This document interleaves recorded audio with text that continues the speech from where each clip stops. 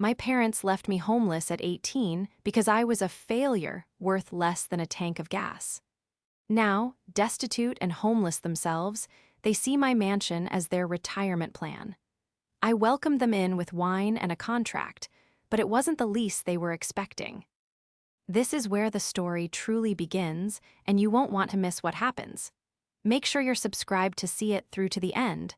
We're always curious. Where in the world are you all watching from today? Let us know in the comments. I was lying in the fetal position on my bathroom floor, the cool tiles pressing against my feverish cheek, when my phone began to buzz against the marble vanity. It had been 3 days since the viral infection had knocked me off my feet, leaving me shaking, dehydrated, and barely able to lift my head. The silence of the house, my house, the sprawling, mid-century modern estate I had designed and built from the ground up, usually brought me peace. But in that moment, with the room spinning and my body aching, the silence felt heavy. I reached up, my hand trembling, and pulled the phone down. The screen was bright, searing my light-sensitive eyes. I squinted at the caller ID, and for a moment, I thought the fever was causing hallucinations. Megan. My mother. I hadn't spoken to her in 6 months, not since I had sent a polite decline to Lucas's third business launch party. I stared at the name, my heart hammering a frantic rhythm against my ribs that had nothing to do with the illness. A part of me, that small, broken child that still lived inside this 31-year-old successful woman, flared with a pathetic spark of hope. Maybe she heard I was sick. Maybe, just this once, she's calling to see if I'm okay.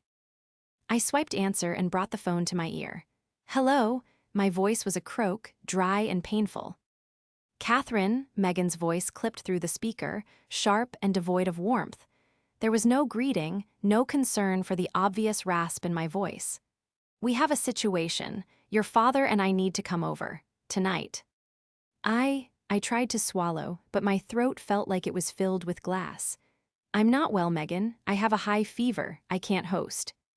This isn't a social call, Catherine, she interrupted, her tone shifting from brisk to icy. It's a family emergency. We are currently packing the car. We'll be there in 2 hours. Have the gate code sent to my phone. Wait, I wheezed, sitting up, the room tilting dangerously. What is going on? Is it Lucas? Is Dad okay? Lucas is fine. He's in a transition period, she said, choosing her words with that practiced, socialite vagueness I remembered so well. Whatever you're doing, cancel it. We need to talk about your guest wing. It's sitting empty, and frankly, it's ridiculous for you to hoard all that space when family is in crisis. The line went dead. I sat there, phone in hand, the nausea from the fever suddenly replaced by a sickening lurch in my gut. They weren't coming to help. They weren't coming because they cared. They were coming for the space. The memory hit me then, violent and intrusive. 13 years ago, the humid air of the high school gymnasium. I was 18, wearing a polyester gown that was 2 sizes too big, scanning the bleachers filled with cheering parents and flashing cameras. I had scanned every face, row by row, searching for Megan's blonde bob or Gary's stern jawline. I had waited in the parking lot for 2 hours after the ceremony, clutching my diploma. The diploma I had earned with a 3.8 GPA despite working nights at a diner. When I finally called them, begging to know where they were, Gary had answered.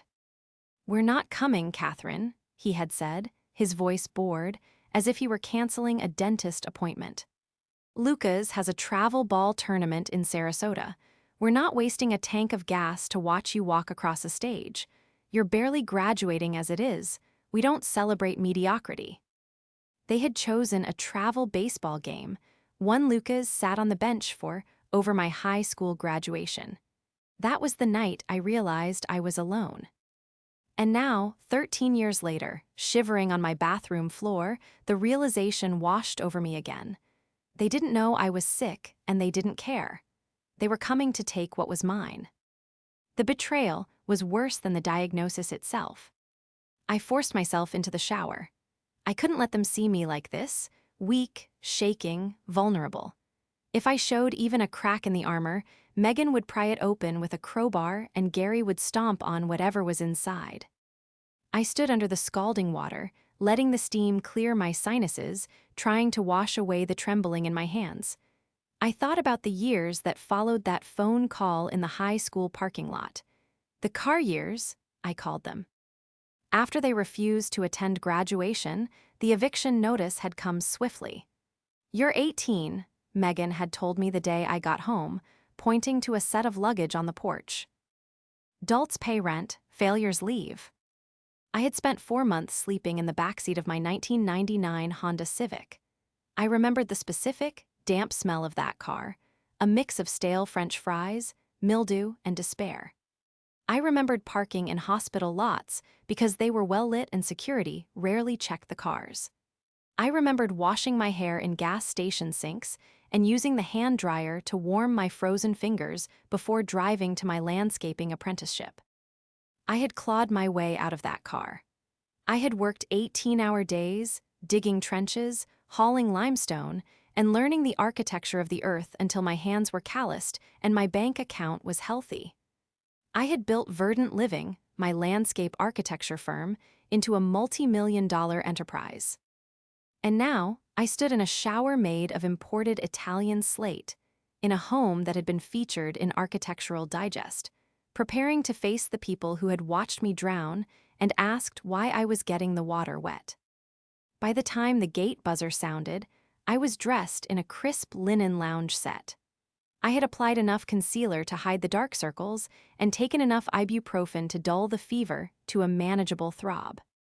I watched on the security monitor as their car, a leased luxury SUV that was 3 years old and showing a dent in the bumper, rolled up the long, winding driveway lined with the weeping willows I had planted myself. I met them at the massive oak front doors. Megan stepped out first. She was 58, but fighting it with every laser treatment and filler injection money could buy. She wore a white pantsuit that looked expensive from a distance, but showed fraying hems up close. Gary followed, looking older, his once imposing frame softened by years of sedentary arrogance. "Catherine," Megan said, bypassing a hug and walking straight past me into the foyer. She stopped in the center of the room, her eyes scanning the 20-foot ceilings, the custom chandelier, and the floor-to-ceiling windows overlooking the infinity pool. "Well, it's certainly large."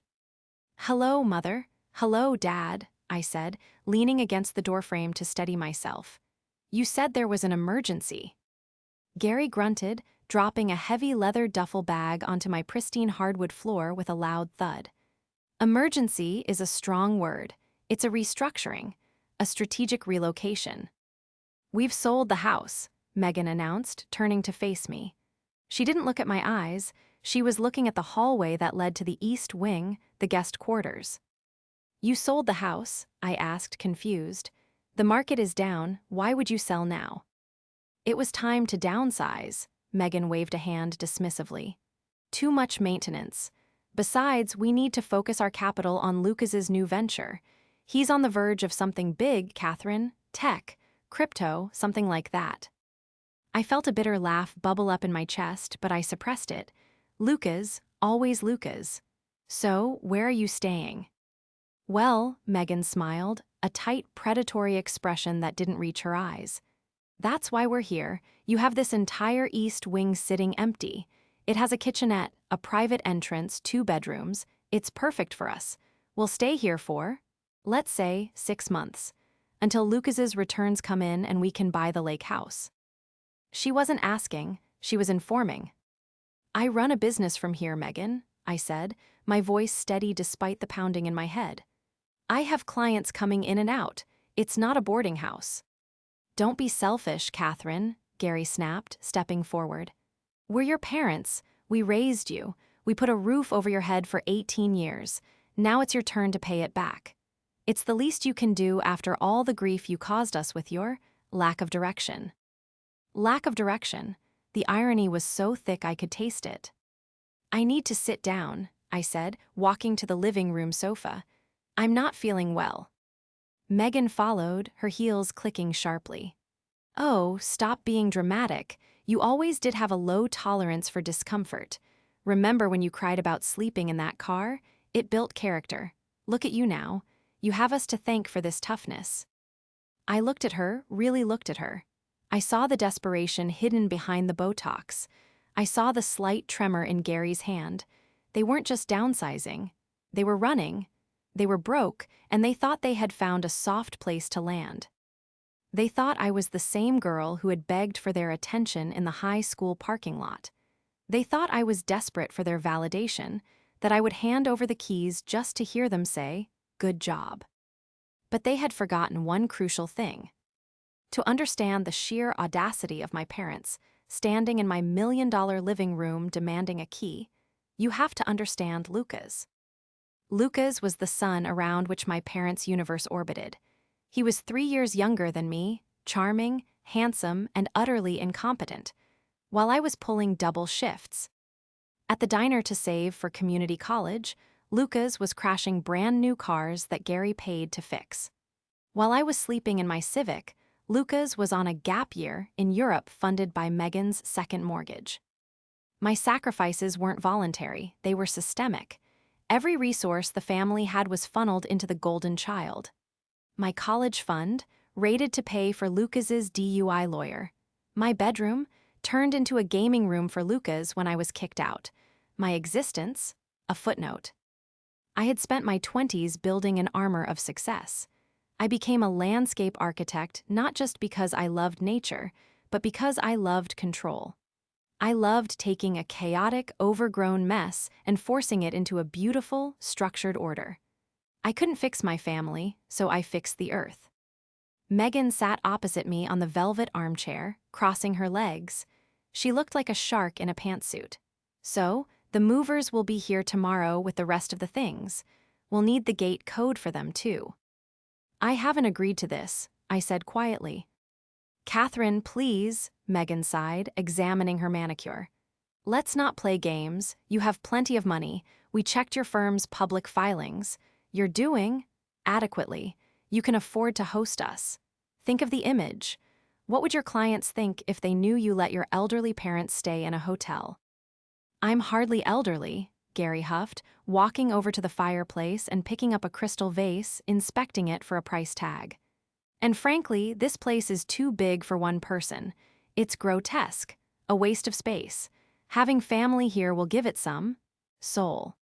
And Lucas, I asked, is he moving in too? Megan hesitated just for a fraction of a second.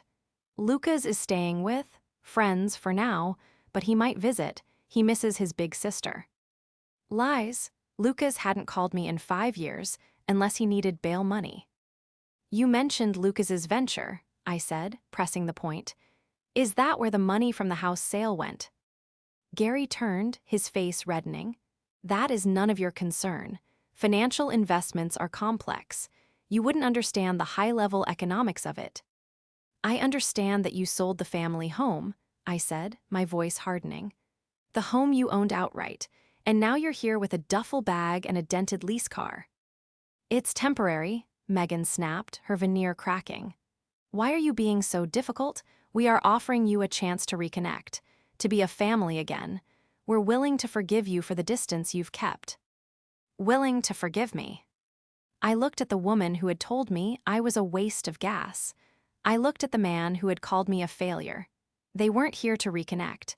They were parasites seeking a new host. But as I looked at Gary placing the vase back on the mantel, slightly off-center, just to annoy me, I noticed something. His watch. It was a knockoff Rolex. And Megan's bag, it was a high-quality replica, but the stitching was wrong. They weren't just downsizing, they were wiped out. A plan began to form in my feverish brain. It was cold, it was calculated, and it was entirely necessary.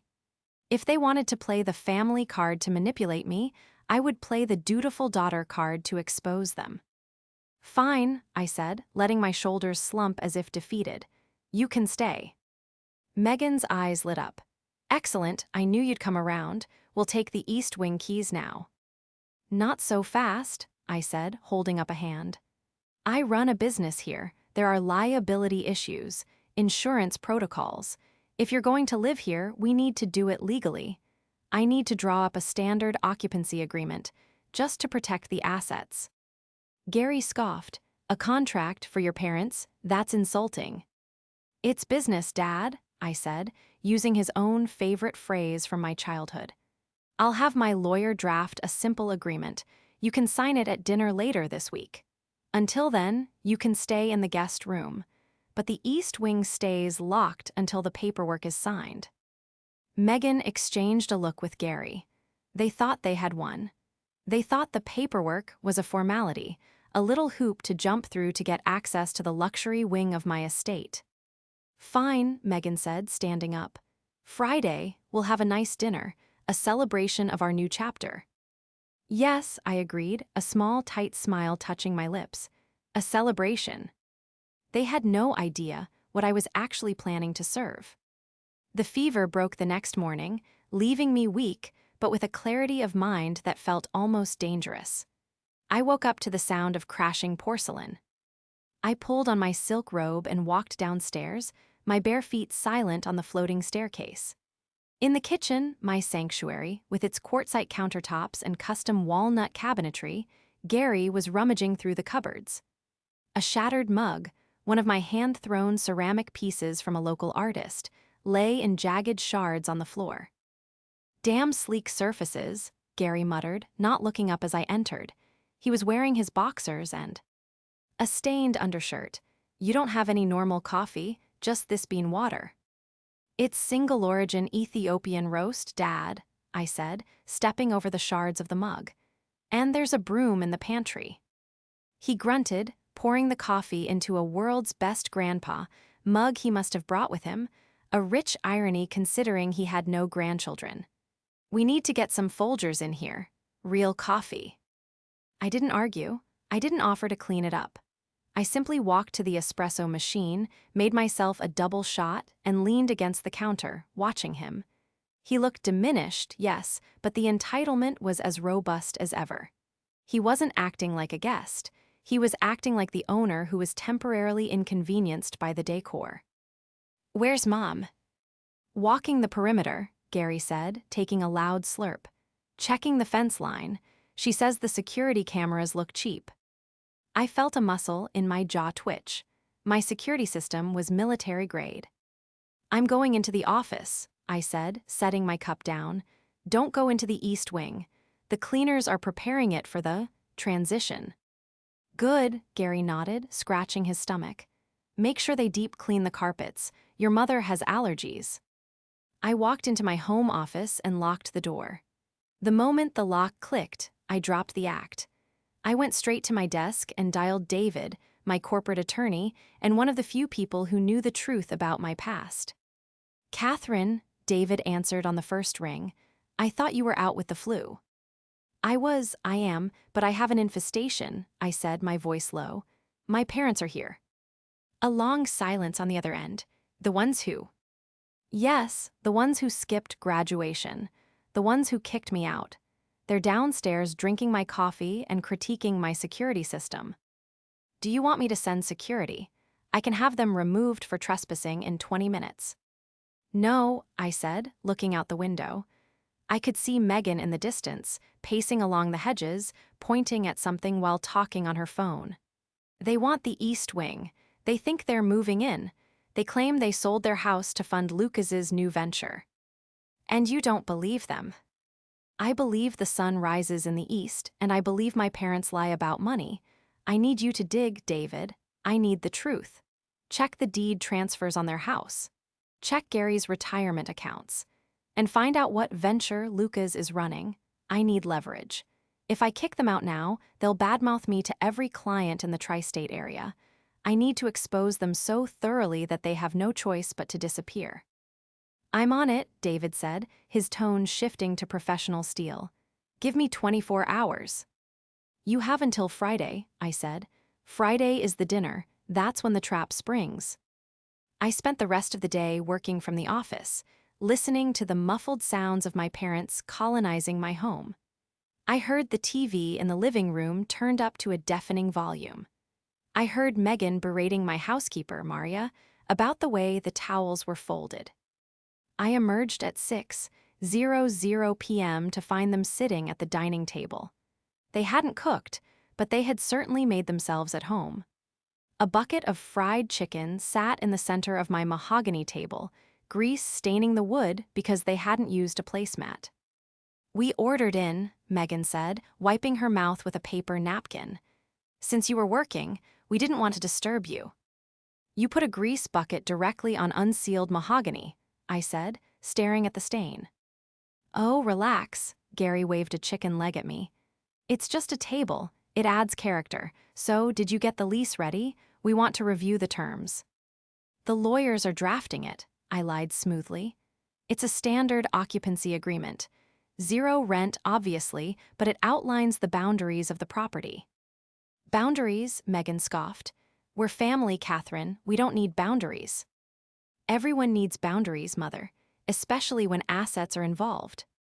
I went to the kitchen to fetch a coaster, my heart rate steady.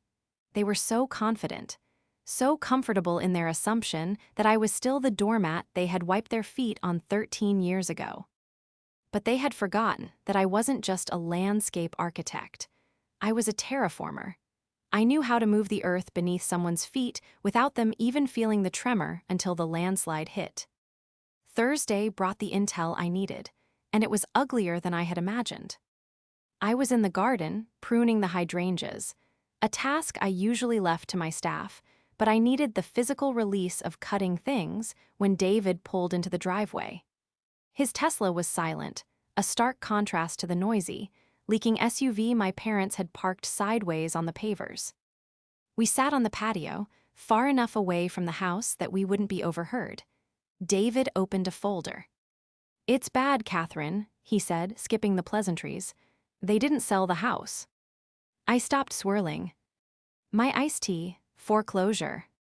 "Worse, they took out a predatory equity loan 2 years ago. High interest, adjustable rate. They used the house as collateral for a business loan co-signed by Lucas." "Let me guess," I said, the pieces clicking into place. "The business didn't exist." "It existed on paper. Lucas Tech Holdings. But the money was funneled directly into online gambling platforms and a series of high-risk crypto schemes that collapsed last month. The bank called the loan. They were evicted, Catherine. The sheriff locked them out 3 days ago." I felt a cold chill that had nothing to do with the breeze.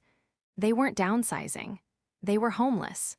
And they had lied to my face about it, painting it as a strategic choice rather than a humiliating defeat caused by their golden child. "And Lucas?" I asked. "Lucas is in deep. He owes money to private lenders, not banks, the kind of lenders who don't send letters." David slid a photo across the table. It was a surveillance shot of Lucas leaving a pawn shop. "He's currently staying at a motel on Route 9. He's not traveling. He's hiding." "So they came here," I whispered, staring at the photo of my brother, who looked disheveled and frantic. "They came here to hide, too. They want the East Wing because it has a security gate. They're using you as a fortress, Catherine, and they plan to move Lucas in the second you sign that lease. I found a text message log on a shared cloud account linked to your father's email. Megan texted Lucas yesterday. 'Be patient, she's softening. Once we get the keys on Friday, you can come over at night. She never checks the guest wing.'" Rage, pure and hot, flooded my veins. It wasn't just about the money. It was the deception. They were plotting to sneak the very person who had drained them dry into my home behind my back. They were going to turn my sanctuary into a hideout for a gambling addict. "Thank you, David," I said, closing the folder.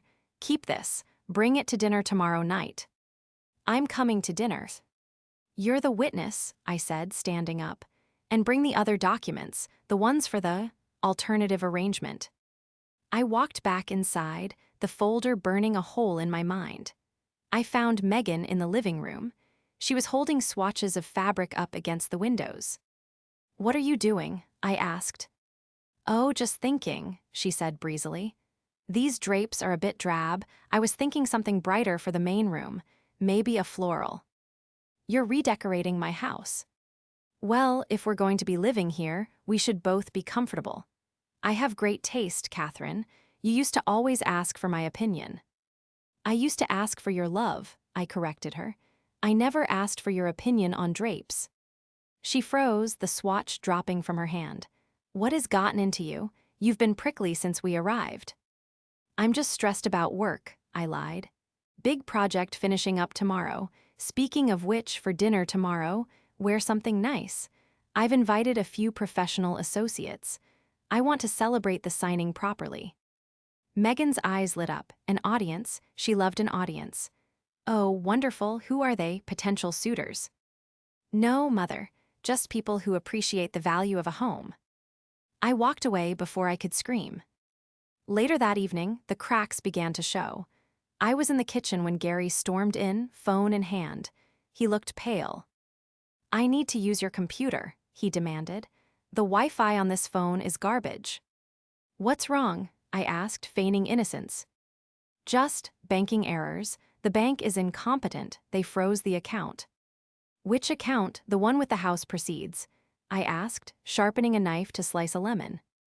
Yes, exactly. He was sweating. I need to transfer funds to Lucas. He needs bridge capital. I thought Lucas was launching a venture. Shouldn't he have investors? You don't understand business, Gary shouted, slamming his hand on the counter. Just give me the password. It's guest 123, I said calmly. He rushed to the office. I knew what he would find. Empty accounts, frozen assets, the reality of his choices staring back at him in red numbers. He came out 10 minutes later, looking like a ghost. He didn't say a word. He just walked past me, went to the liquor cabinet, and poured himself 3 fingers of my blended scotch. Rough market? I asked. You have no idea, he whispered. Well, I said, picking up the lemon slice. At least you have the East Wing. Once we sign the papers tomorrow, everything will be settled. He looked at me, and for a second I saw fear in his eyes. He needed this. He needed it more than oxygen. Yes, he said, his voice trembling. Tomorrow we sign. Friday arrived with a suffocating humidity that hung over the estate. The air felt heavy, charged with the electricity of a coming storm. The house was a flurry of activity. Megan had spent the morning supervising the cleaning crew I had here.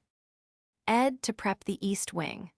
I watched from the balcony as she pointed out imaginary spots on the glass to a woman who had been cleaning windows for 20 years. Make sure you get the corners, I heard Megan say. My son might be staying with us occasionally, and he has asthma. He needs a dust-free environment. There it was, the confirmation. They were already paving the way for Lucas. I drove into town at noon to meet with Alice, the director of New Horizons, a local nonprofit dedicated to housing homeless youth who had aged out of the foster system. I had been a donor for years, but today I was becoming a partner. We met at a quiet cafe. Alice was a warm, sturdy woman with graying curls and eyes that had seen too much, but refused to look away. Are you sure about this, Catherine? Alice asked, looking over the documents I had drafted. This is a significant commitment, the East Wing. It's a luxury apartment. It's 1,200 square feet of safety, I said. 2 bedrooms, a kitchen, private entry. It's perfect for 2 students who are trying to get on their feet. Students who are working, studying, and just need a roof that doesn't come with conditions. And your parents? Alice asked gently. You said they were expecting to move in. My parents are the reason I'm doing this, I said, staring at my black coffee. When I was 18, I needed a place like this. I needed someone to tell me I wasn't a failure. Instead, I had a car and a parking lot. I'm not giving that space to the people who put me in that car. I'm giving it to the people who are currently in it. Alice reached across the table and squeezed my hand. We can have the first 2 residents there by Monday. We have a wait list a mile long. Good, I said. Bring the paperwork tonight. 7:00 p.m. Dress formally. They think you're a notary. When I returned home, the transformation was complete. Megan and Gary were dressed in their finest clothes. which I noticed were slightly wrinkled from being stuffed in a duffel bag. Megan wore a sequined cocktail dress that was a bit too tight, and Gary was in a suit that had seen better decades. They had set the dining table themselves. They had used my best china, the Wedgwood set I kept for Christmas. They had even lit candles. It looked like a romantic dinner for wealthy aristocrats, not a desperate plea for housing from destitute parents. "Catherine," Megan beamed as I walked in. "Look, we wanted to show our appreciation. We set the table." "It's lovely," I said, clutching my clutch bag tight. Inside was the USB drive with the evidence David had found. "So," Gary said, rubbing his hands together, "when does the lawyer arrive? We want to get the signing over with before the appetizers." "Soon," I said. "He's bringing a colleague, a witness." "Excellent," Gary nodded. "Very professional, I like that." The doorbell rang at 7:00 p.m. sharp. My parents straightened up, putting on their socialite masks. They stood by the table, smiles plastered on their faces, ready to charm the people they thought were handing them the keys to their retirement. I opened the door. David was there, looking sharp in charcoal gray. Beside him was Alice, clutching a binder. "Mother, Dad," I said, stepping aside to let them in. "This is David, my attorney, and this is Alice." Megan stepped forward, extending a hand to Alice. "Charmed, are you the notary?" Alice smiled, a polite, impenetrable smile. "I'm the director of New Horizons." Megan's brow furrowed. "New Horizons? Is that a property management firm?" "Something like that," I interjected, guiding them to the table. "Please sit, let's pour the wine." I poured a vintage Cabernet into the crystal glasses. The liquid was dark, almost black in the candlelight. "To family," Gary said, raising his glass, his eyes fixed on the leather folder David had placed on the table. "To truth," I corrected him, clinking my glass against his. Gary hesitated, then drank. "So, let's see this agreement. Standard occupancy, you said." "Yes," I said, nodding to David. David opened the folder and slid two separate documents across the table. One was a thick, bound contract. The other was a single sheet of paper with a government seal. "This," I said, pointing to the thick contract, "is a lease agreement for the east wing of the Verdant estate." Gary reached for a pen, his eyes greedy. "Excellent, where do we sign?" "You don't," I said softly. Gary froze, the pen hovered over the paper. "Excuse me." "That lease," I continued, my voice steady and cold, "is between Verdant Living and New Horizons nonprofit organization. Effective immediately, the East Wing has been donated as transitional housing for homeless youth." The silence that followed was absolute. It sucked the air out of the room. I watched the comprehension slowly dawn on Megan's face, the confusion, then the disbelief, and finally, the horror. "What?" Megan whispered. "Homeless youth." "Yes," Alice spoke up, her voice clear. "Catherine has generously donated the space to house two young women who are currently sleeping in their cars while attending community college. They move in on Monday." "But," Gary sputtered, dropping the pen, "but we're moving in on Monday." "No," I said, picking up the second document, the single sheet of paper. "You aren't." I slid the single sheet toward them. "This is the document for you," I said. Gary looked down at it. He squinted, reading the bold text at the top. "Notice of trespass." "What the hell is this?" Gary roared, standing up so abruptly his chair tipped over. "It's a formal notice," David explained calmly. "You are not tenants. You are guests who have overstayed your welcome. You have 1 hour to vacate the premises, or law enforcement will be contacted to escort you off the property." "You can't do this," Megan shrieked, clutching her pearls. "We're your parents. We sold our house for you, to be close to you." "Stop," I said. The word was not a shout, but it cracked like a whip. I reached into my bag and pulled out the photos David had given me, the foreclosure notice, the gambling debts, the photo of Lucas outside the pawn shop. I fanned them out on the table next to the wine glasses. "I know about the foreclosure," I said, looking Megan in the eye. I know about the predatory loan, I know about Lucas's gambling, and I know you plan to move him in here the second I turned my back. Megan looked at the photos, her face draining of color. She looked like a statue of a woman crumbling into dust. We did it for the family, she stammered, tears streaming down her face, tears of panic, not remorse. He's your brother, Catherine. He needs help. I needed help too, I said, my voice trembling for the first time. 13 years ago, I needed a tank of gas.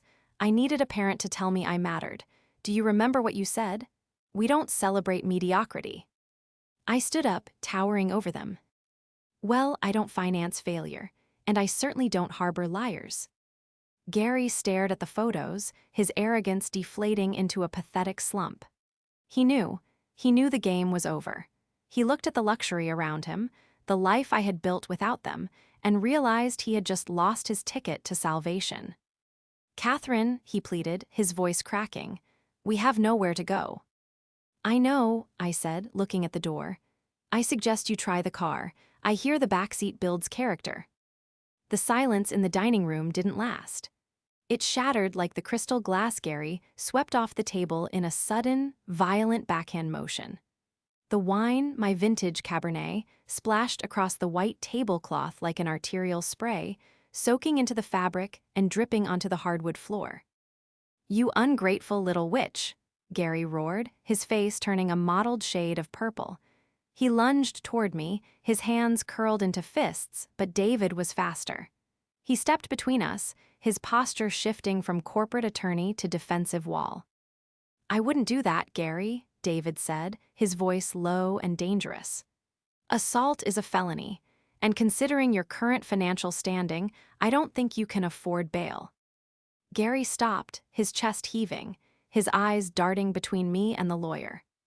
Megan was still in her chair, weeping into her hands, muttering about family and cruelty as if those words could scrub away the ink on the trespass notice. We aren't leaving, Gary spat, straightening his jacket. This is our daughter's house. We have rights, squatters' rights. You invited us here. You can't just kick us out into the night. Actually, David corrected him, checking his watch, you are guests, and your invitation has been formally revoked. You have 53 minutes remaining. I'm calling Lucas, Megan sobbed, fumbling for her phone. Lucas will fix this. He'll talk sense into you. He knows how to handle people. I watched her dial, a cold pit forming in my stomach. Go ahead, call him. I will, she pressed the phone to her ear. Lucas, baby, you need to come now. She's kicking us out. Yes, now hurry. She hung up, a triumphant sneer cutting through her tears. He's on his way. He was just down the road. When he gets here, you'll see. You can't bully him like you bully us. I looked at Alice, who had remained seated, calm and observant amidst the chaos. I think we should move this outside, I said. I don't want a scene in front of the china. We herded them out, or rather, David and I walked out, and they followed, screaming insults at my back. We stood on the illuminated driveway, the warm evening air doing nothing to thaw the ice between us. The security lights hummed overhead, casting long, sharp shadows against the limestone facade of the house they believed was theirs. 10 minutes later, the roar of an engine shattered the night. It wasn't a luxury car. It was a beat-up sports car with an aftermarket muffler that sounded like a lawnmower. Choking on gravel, it sped through the open gate and screeched to a halt right behind my parents' leased SUV. Lucas stepped out. He was 28, but he dressed like a teenager with a trust fund. He wore designer sneakers that were clearly knockoffs and a t-shirt with a crypto logo on it. He looked frantic, his eyes wide and bloodshot, his movements jerky. What is going on? He shouted, storming toward us. Mom said you're throwing a fit. We had a deal, Catherine. The East Wing is mine. He walked right past his weeping mother and got in my face. The smell of stale smoke and cheap cologne rolled off him in waves. Back up, Lucas, I said, holding my ground. There was no deal. There was a delusion.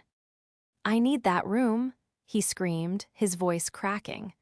I have equipment coming. I have investors meeting me here next week. You can't just pull the rug out. There are no investors, Lucas, I said, my voice cutting through his hysteria. I saw the foreclosure papers. I saw the debt collector's notices. You gambled it all away. Mom and Dad's house. Their retirement. My college fund was just the appetizer, wasn't it? You devoured the main course, and now you're looking for dessert. You don't know anything, he spat, looking wildly at Gary. Dad, tell her about the holdings company. Gary looked away, unable to meet his son's eyes. The shame radiated off him, but it wasn't shame for what they had done to me. It was shame that the facade had finally crumbled. It's over, Lucas, I said. The police are on their way. Police? Lucas laughed, a high, manic sound. You wouldn't call the cops on your own brother. You're too soft. You always were. That's why you slept in a car. Because you didn't have the guts to take what you wanted. I slept in a car because I had integrity, I said, stepping closer to him, my anger finally boiling over into a precise, weaponized calm. I slept in a car because I refused to be a leech. You've never worked a day in your life. You've drained them dry, and now look at them. I pointed to Megan and Gary. They looked small, huddled together by their car, illuminated by the harsh security light. They are homeless because of you, I told him, and you're angry because I won't let you do the same to me. I'm staying, Lucas yelled, rushing toward the front door. I'm moving my stuff in right now. He didn't make it to the steps. Blue and red lights flooded the driveway, washing over the limestone walls in a chaotic rhythm. 2 squad cars rolled up the drive, silent and imposing. David had timed the call perfectly. 2 officers stepped out. I recognized one of them, Officer Miller, a man whose wife's garden I had designed last year. Evening, Ms. Verdant, Miller said, touching the brim of his hat. We got a call about a disturbance and some trespassers. Yes, officer, I said, pointing to the trio. These 3 individuals have been asked to leave the property. They are refusing. This is ridiculous, Megan shrieked, rushing toward Miller. We are her parents. This is a family dispute. You can't arrest us. Ma'am, if the homeowner asks you to leave and you don't, it's criminal trespass, Miller said, his voice bored but firm. Family or not. Now, do you want to leave voluntarily, or do you want to ride in the back? Lucas looked at the cops, then at his car, then at me. The bravado vanished instantly, replaced by the cowardice that had always defined him. He didn't fight. He didn't argue. He just slumped. Fine, Lucas muttered. Let's go, she's crazy anyway. Get in the car, Gary told Megan, his voice defeated. I watched as they packed themselves into the SUV. It took them 10 minutes to shove their luggage back in, the luggage they had unpacked with such confidence only days before. Megan was sobbing loudly the entire time, wailing about how she had no daughter and how I would rot in hell for this. I stood on the porch, a glass of wine in my hand, a fresh glass I had poured from the kitchen. As Gary started the engine, he rolled down the window one last time. He looked at me, his eyes full of venom.